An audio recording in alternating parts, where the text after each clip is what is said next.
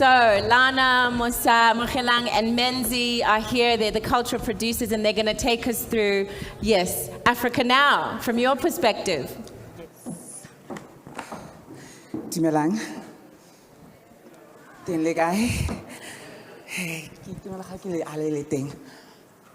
Okay, are you guys ready? Ladies and gents, ready for this? Can we start the clock? Can we start the presentation? Absolutely. And Blythe, go. Barineri, oi. Afrofuturism is a consequence and an import from the Western world. Sorry to be a buzz, but this is not our presentation. Literally, sorry. Oh, sorry, stop, Yeah. stop. I was just improvising. Don't.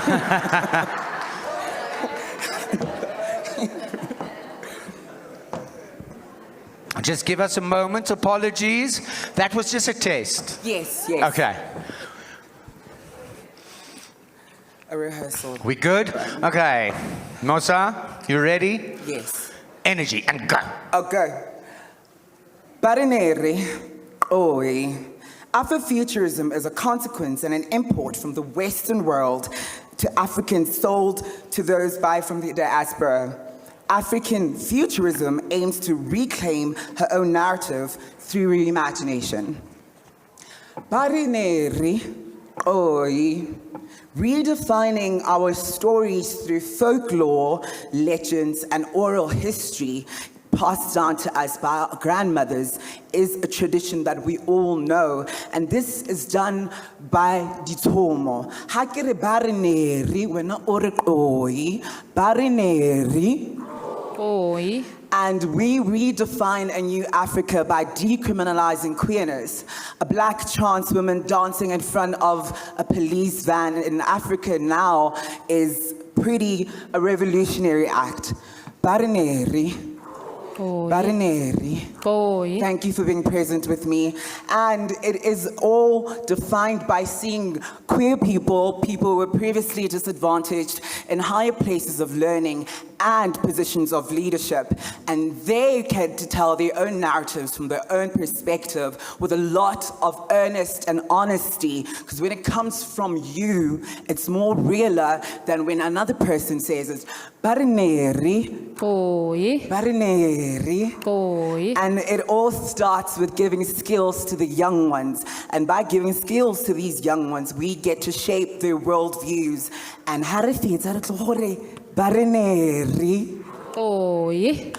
So basically, we are all artists, right? But others push the artistry narrative more than others. I mean, we are impeccable, creative, innovative, and just overall, like innovators of things, right?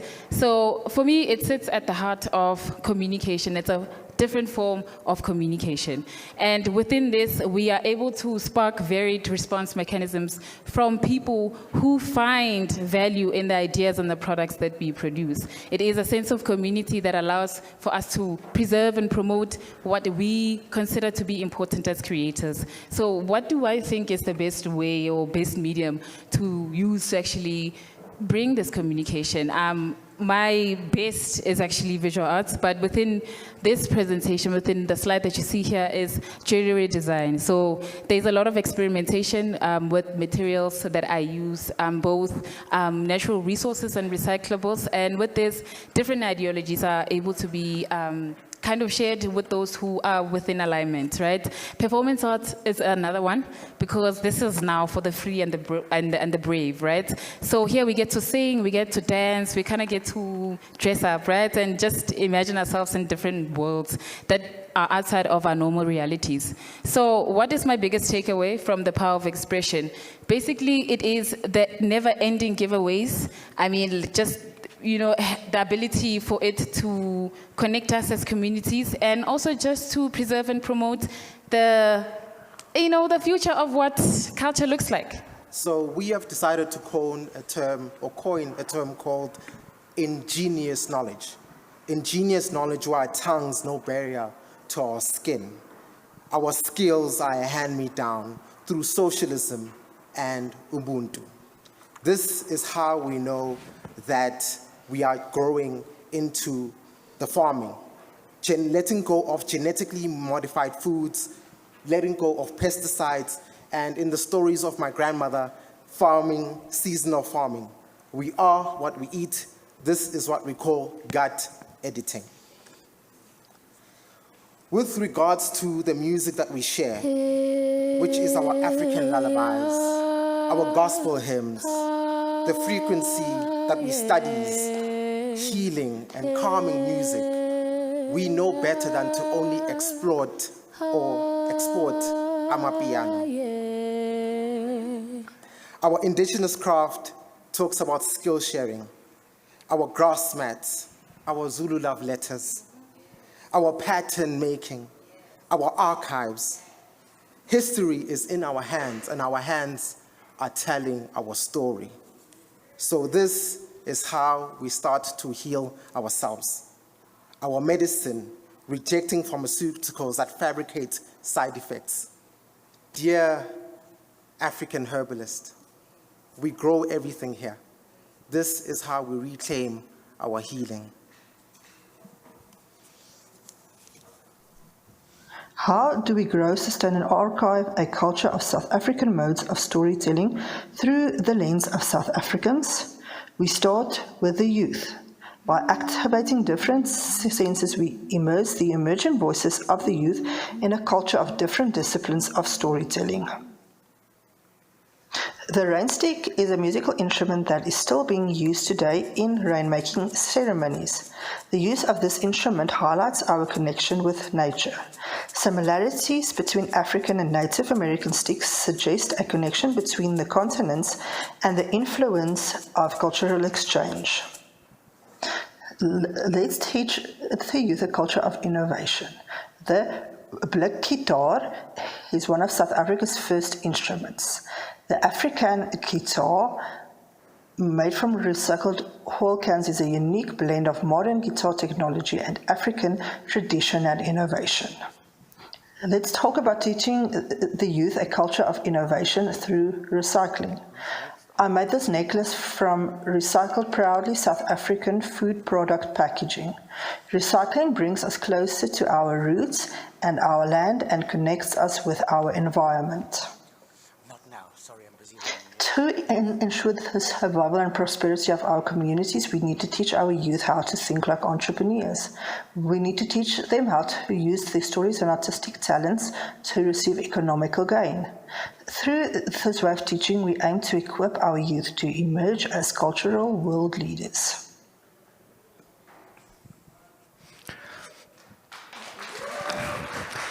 Thank you.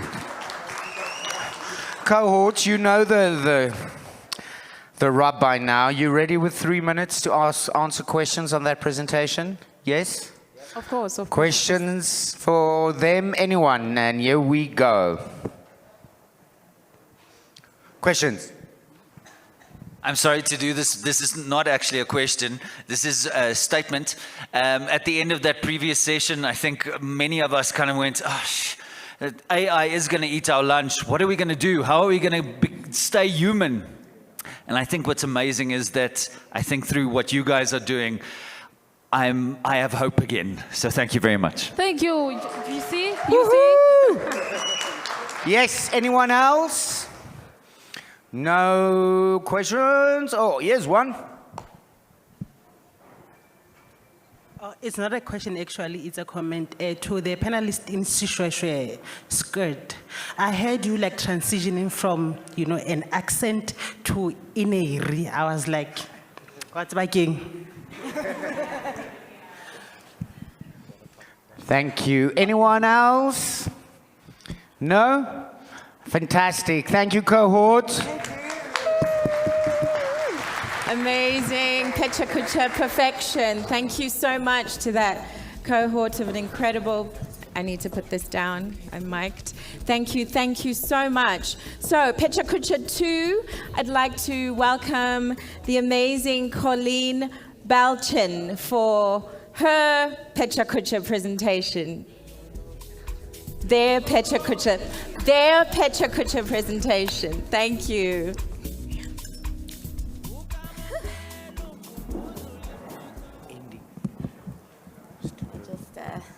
All right.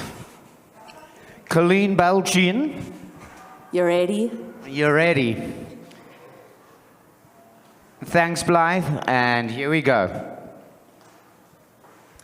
Africa. That's a pretty big concept. I have a hard time thinking about this landmass as conceptually connected. I'm from South Africa, a country known to think of itself as somehow separate from the rest of the continent. But what's this South about? Directions like north and south orientate you in relation to another. This is South Africa because someone in the north is looking down at us. But what if we changed that orientation? A lot of what connects us as Africa is the north, is the west, colonizing people who traveled to this landmass in an act of violence. How do we decolonize when the nations we continue to give structural importance were drawn with the colonizers' rulers? As Audre Lorde says, you see I'm on first name basis, how do we, the master's tools will never dismantle the master's house. So how do we dismantle this house that we no longer choose to dwell in? And what do we do for shelter while this new house is being built? Africa is not a monolith. Africa is multiplicit. I am because we are. We are not one thing. And unlike the colonial perspective, we do not need to be one thing to thrive. So isn't Africa a queer concept? There's a quote from Bell Hooks. Queer not as being about who you're having sex with, but queer as being about the self that is at odds, that has to invent and create and find a place.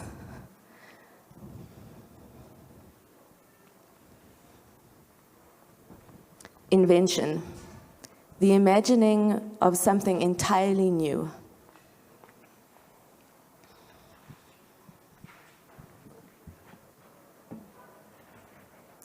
Creation, nurturing, nourishing, faith in abundance. And finding places, the urge to move freely towards what resonates with your needs, your highest frequency, your chosen community. Of course, Africa is not only conceptually queer. As my sis Mosa said, this is your gentle reminder that queerness, as in who you have sex with, is African, is natural, is authentic. My name is Coco, and I'm trying out the title cultural producer. Queerly, I'm not married to this title, but I'm exploring how it feels. I'm trying to tell you about Africa now, but I had to start with my positionality, with my orientation.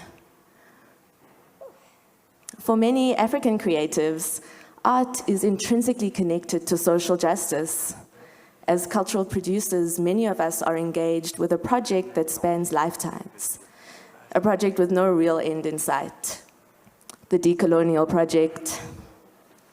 Afropunk famously positioned this manifesto at their events. I am a safer space curator who has worked with Afropunk, and my problem with this proposal is there's a lot of no. The lists are in negative, and we miss an opportunity to envision how we do want spaces to feel and function. I came across this collage, and I think it captures very beautifully the proposal many post-colonial cultural producers relate with. What if we imagined decolonization as a kind of world building and re-indigenized our worldviews, our values, our ways of being? Africa now can be hard to see because we are in it, the forest for the trees. As cultural producers, we imagine things that do not exist in the world around us, and we leverage every opportunity at our disposal to articulate those dreams, to build those worlds. If we are lucky, we connect into communities who amplify our visions. When I look at the work of my extended community of queer cultural producers from Africa, I see both the bud and the bloom of the worlds we are building. Creation, invention, adaptability, interconnection. We are at a critical position where the colonial fallacy has become clear. Culture can no longer be segregated from any aspect of the human condition. It no longer serves us to separate artists from politicians, creatives from entrepreneurs. Knowing what I know about DJs, having a president DJ doesn't seem like a bad idea. In Africa, it is no longer viable to limit our creative economies to the realms of entertainment or escapism. Art is life, and our lives are works of art. We are not working away from a baseline of the colonial project. Time is not linear like that. Time is a circle, and in Africa as anywhere else, the time is always now. We are free people with free minds and the means to build worlds that are free of masters. We understand decolonization as world building, and we enable ourselves to access an entirely new set of tools. We can craft the world we want to spec instead of repairing the broken one that has veiled our truths. And I'd like to thank you for listening today and take a moment to just say, free Palestine, free Sudan, and free the Congo. Please join me in a moment of silence.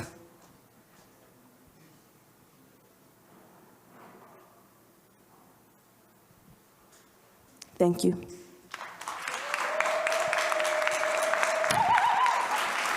All right, Colleen, you ready for your 3 minutes to start? Anyone for questions for Colleen? Anyone? No? You don't need to have questions for I said it all. Colleen. You said it all. Well done. Thanks, my love. Thank you, Colleen. Fantastic, really inspiring. Thank you ever so much, Colleen. Decolonization of the imagination. I'm really inspired to hear all these fantastic invocations that remind us that we have to remember to operate from our center of gravity, from our sense of self as Africans, as diverse communities of people. I am so honored to welcome our third and final Pecha Kucha presenter, her presentation on being your own patron. Our last Pecha Kucha for the summit is delivered by none other than the most amazing Fleur du Bondt, who is a huge, huge inspiration to me and all of us. Take it away, Fleur. Hi, everyone. Thank you for having me.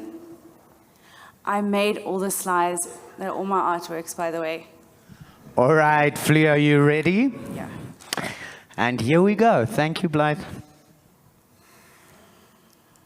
Consider a moment when you were deeply moved by an artwork that changed your perspective on the world.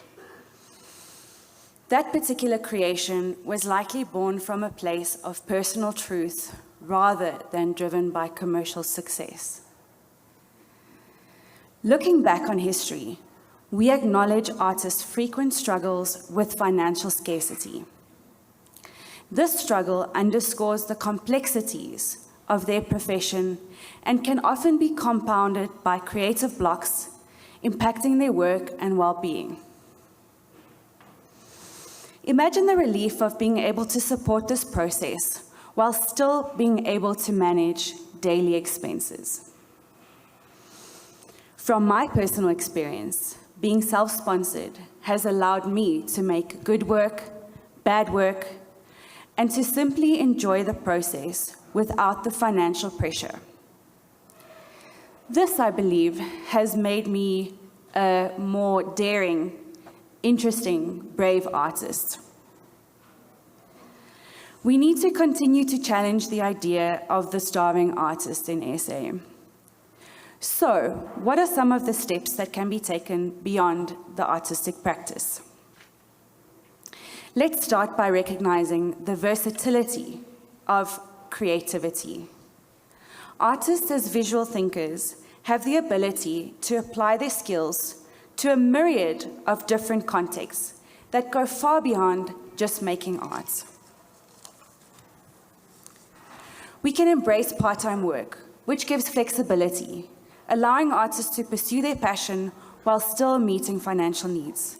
We can grow financial intelligence, and most valuably, we can connect with fellow creatives, which cultivates a network that we can always tap into. Consider the empowering notion of being your own patron and what impact that may have on your career. It can grant you the freedom from the pressures of commercialism, or dependence on traditional and difficult to access means of selling art, so that you are left with making art for art's sake. I introduce to you an idea, a biannual program, a model that is structured to guide artists towards self-sponsorship. This incubator would create a space for the exploration of alternative avenues of work that would entertain ideas, nurture wellness, and grow financial intelligence, aiming to foster independence in order for the artist to take those calculated risks that are synonymous with being an artist. The idea is to create an alternative income stream that does not steal from an artist's practice, but rather hopes to run concurrently. Firstly, by guiding through peer-to-peer and mentoring groups, the project will create a fertile ground to develop ideas towards launching side ventures. There will be a deep focus on fortifying emotional self-regulation, which I believe is something that is often overlooked, so that artists may support themselves through their journeys. And finally, coaching and practicing guidance on the often intimidating topic of finance, how to deal with lump sums of income, which artists often get and they don't know how to manage it, or investing for people with low amounts of income, and just generally trying to make provision for the financial health of the artist's future self, because we don't always look at our future self, we look at what we can do now. So what would motivate an artist to seize this opportunity? A large number of artists are self-supporting, and I believe make braver work as a result. Still, there is a great need for individuals who might not have access to this knowledge to achieve a sense of financial stability in a saturated market, which would enable them to take, I don't even know what I wrote here, expenses, to take care of their living expenses, medical aid, which is incredibly important, and artist materials. This can further be motivated by determination to persist on their artistic journey despite industry challenges and rejection, which we all have had. We need to invest in emerging talents in an environment that often prioritizes market value over artistic merit. Various entities such as NGOs, corporates, trusts, communities, all invest in artists. But why? Artists confront pressing issues. They depict stories that resonate with the public. They transcend borders. They uplift communities. And they preserve history.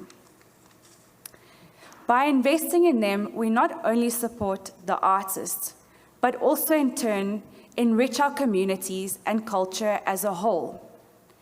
Our art is our country's national pride. There's something supposed to be out there. This program hopes to empower more individuals to be self-sponsored, which in turn fosters a mental state that is ripe for exploration. That's the last one, for exploration, failure and success. This supports the artists to embed their diverse narratives into the South African cultural landscape. Lastly, returning to my initial statement, emergence stems from embracing the fundamental reason why we engage in artistic expression. This expression can further be platformed through opportunities such as these. By supporting artists, we open the door to the realm where they can elicit emotion, ignite discussion, and ultimately live an authentic life. Africa is the sum of its individuals.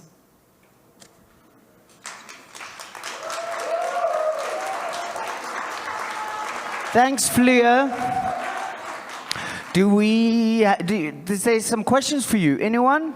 Questions for Fleur? There's someone. Hold on. Hello? Oh, you need a...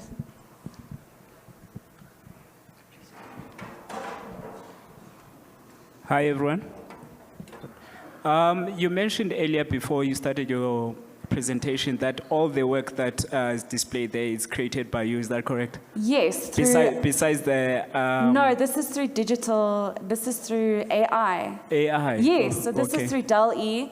I programmed the AI to create this artwork. So it's my intellectual input that created this. I wanted an image of, in the beginning, there was a person staring at an artwork, and now the person is staring through the frame at you all.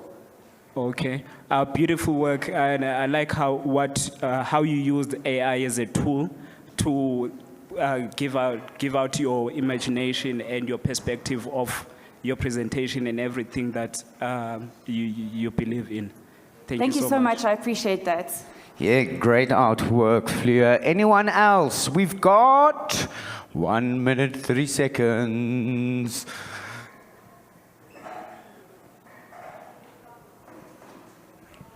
Thank you very much. I just want to ask you that now the boundary between artists and prompt writers and also self-proclaimed artists is blurred.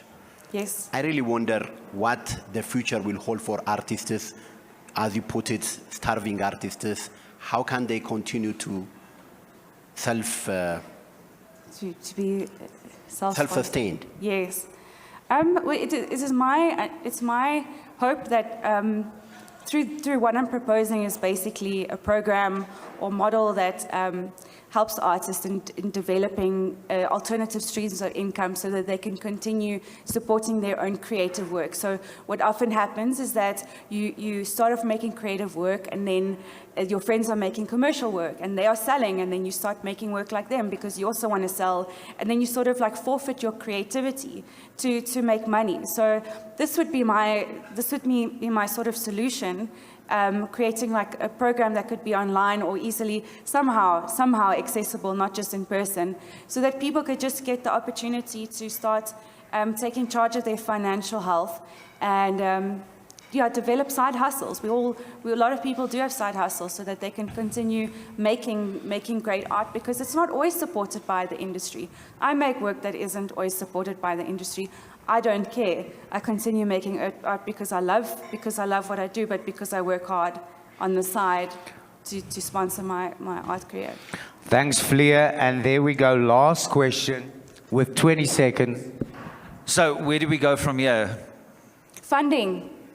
But I mean, so in terms of, are you asking us to fund, or are you asking us to all talk together and create this thing? Funding. Funding. Yes, let's hear it for Fleur. Congratulations, that was phenomenal. Thank you, Fleur. Thank you very, very much. Thank you to all our 2024 Cultural Producers Program cohort, British Council, Business Arts South Africa, Common Purpose South Africa, and the Pan-African Creative Exchange. I think that those presentations really anchored and solidified for us the importance of relocating and centering our imagination in Africa now. A round of applause for our cohorts once more. Thank you so much.